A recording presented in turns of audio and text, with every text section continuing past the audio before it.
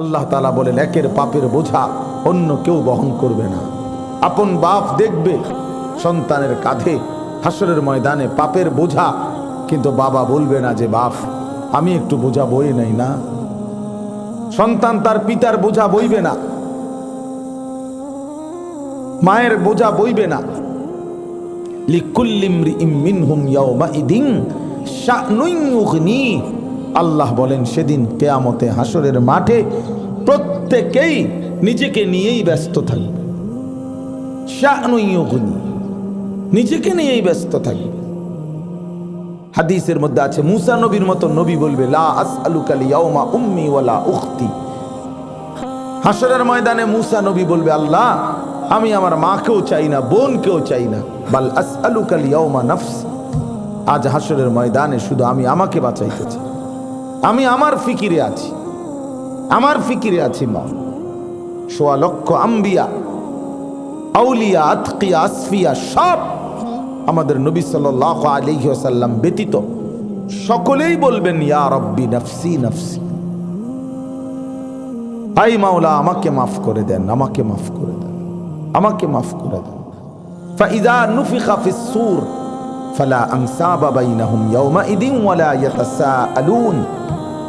কোরআন শরীফে আল্লাহ বলেন যখন ইসরাফিল ফু দিবে হাসরের মাঠ কায়েম হবে, সেই মাঠে দাঁড়িয়ে কেউ কাউকে বংশের কোনো পরিচয় দিবে না, আত্মীয়তার কোনো পরিচয় দিবে না, এবং একে অপরের ভালো মন্দ সুবিধা অসুবিধা কিছুই জিজ্ঞেস করবে না, কিছুই জিজ্ঞেস করবে না। ওয়ালা ইয়াতাসাআলুন, আলাদা আলাদা আলাদা আলাদা। বাস্তবিক অর্থেই আমরা আলাদা। এই ভাই এই যে শুয়ালেন আপনি, আপনারই বলছে এই মোবাইলওয়ালা ভাই নিচে শুয়ে পড়েন একদম, তাহলে আরো মোবাইল দেখতে সুবিধা হবে। এখানে শুয়া যান ভালো হইব, একদম শুয়া দেখলে দেখতে সুবিধা হবে মোবাইল। বসছেন যেটা এত সুন্দর প্যান্ডেল, কই পাইবেন এত ভালো জায়গা মোবাইল চাইতে? এত নিরিবিলি জায়গা আর পাইবেন কই? এখানে বসে এমন মনোযোগ দিয়ে চাইতেছে মানে যেন যদি এখানে পারমাণবিক বোমাও পড়ে অসুবিধা নাই, এটা পড়ে যাইব গা এই বোটারটা বোটা দিয়ে। হ্যাঁ হ্যাঁ, আমার টার্গেট এটা যেন জীবনের তরে মনে থাকে যে একবার বইছিলাম এক হুজুরের মাহফিলে, হুজুরের ডাইরেক্ট কইছে, এটা যেন জীবনের তরে মনে থাকে। কেন? ন্যূনতম আকল কোথায় গেল? আকল কই গেল? মানুষের স্বাভাবিক বিবেক কোথায় হারিয়ে গেল? এই জন্য বললাম আপনাদের কাছে আমি যে আমরা প্রত্যেকেই ফিকির করা, নিজেকে নিয়ে ভাবা উচিত। এই আউলিয়া বুজুর্গদের সমস্ত মেহনতের মাকসাদ এটা যে ইসলাহে নফস, আত্মসংশোধন, আত্মপরিচয়, আত্ম উপলব্ধি, এটা একটা বড় ফিকির বাফ।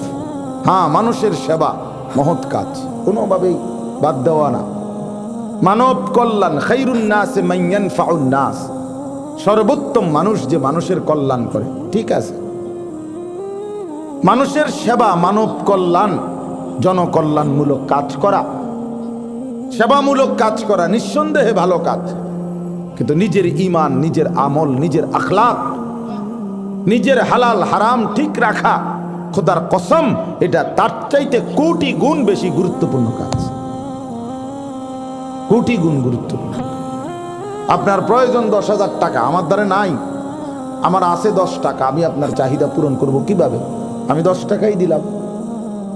তাহলে মানুষের সব প্রয়োজন শতভাগ আপনি পূরণ করতে পারবেন না, আপনার ওই সামর্থ্য নাই। তো বেটার দরকার 10 লাখ টাকা, আপনার কাছে আছেই 10,000 টাকা, আপনি কেমনে পূরণ করবেন তার চাহিদা? অতএব মানুষের সেবা, মানুষের কল্যাণ সাধ্যমতো, কিন্তু নিজের পরিবর্তন, নিজের সংশোধন, নিজের জিন্দেগি গঠন পুরা মতো। নিজের সংশোধন হবে কি মাসুম? পুরা মতো। মানুষের সেবা হবে কি মতো? সাধ্য মতো, সাধ্য মতো। ইন উরিদু ইল্লাল ইসলাহা মাস্তাতাতু, কোরআন শরীফের আয়াত। নবীরা বলতেন হে আমার জাতি, আমি আমার সাধ্যটুকু দিয়ে তোমাদের সংশোধন চাচ্ছি। আমি তো সাধ্যের বাহিরে যাইতে পারবো না। এজন্য নিজের ফিকির করা, নিজেকে গড়ে তোলা, ঈমান, আমল, লেনদেন, মুআমালাত, আখলাক, আচরণ, এটা নিয়ে গড়ে তোলার একটা চমৎকার উৎকৃষ্ট সময় নিজেকে সাজিয়ে তোলার মাহে রমজান। কেউ যদি সিদ্ধান্ত নেয় আমি রমজান মাস আলাদাভাবে ভাববো, রমজান আমার পৃথিবী থেকে বিচ্ছিন্ন, রমজান আমি শুধুই আখেরাত, রমজান আমার শুধুই আখেরাত, রমজান আমার শুধুই পরকালের ফিকিরে কাটবে, তাহলে ইনশাআল্লাহ এক রমজানেই একজন মুমিন পুরা মুত্তাকি হয়ে জান্নাতি হয়ে যাবে। এক রমজানে। আপনারা অনেকেই সবাই জানেন দাওয়াত ও তাবলীগের যে বিশ্ববিখ্যাত কিতাব তালিম হয় সারা পৃথিবীর মসজিদে মসজিদে, ফাজাইলে আমাল, এই ফাজাইলে আমালের যিনি লেখক শেখুল হাদিস হযরত মাওলানা জাকারিয়া রহমাতুল্লাহ আলাইহি, জগৎ বিখ্যাত বুজুর্গ ছিলেন, পৃথিবীর শ্রেষ্ঠ আলেমে দ্বীন ছিলেন তিনি। সারা পৃথিবী উনাকে চিনে, সারা পৃথিবী। উনি শুধু এই একটা বই লিখছেন না, উনার জীবনে উনি ৬০ বৎসর শুধু রাসূলুল্লাহ সাল্লাল্লাহু আলাইহি সাল্লামের হাদিসে পড়াইছেন। ১১ থেকে ১৩ বৎসর টানা মদিনার মসজিদে নববীতে রাসূলুল্লাহ সাল্লাল্লাহু আলাইহি ওয়াসাল্লামের রওজায়ে আতহারের কাছে আল্লাহর নবীর হাদিস পড়াইছেন। মদিনাতেই উনি মাদফুন, উনার কবর মদিনাতেই।